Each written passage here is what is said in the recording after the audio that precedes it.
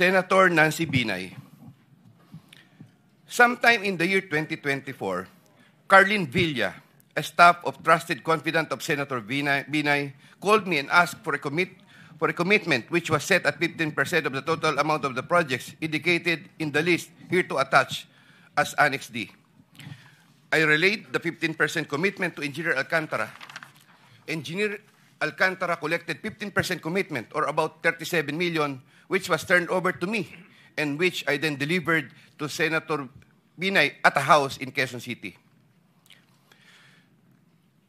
Given the complexities of the transactions and personalities involved, I humbly reserve the right to submit a supplementary affidavit if warranted in the premises.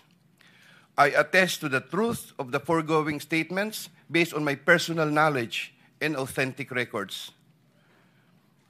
In witness or hope, I will be affixing my signature this day of September 2025 here.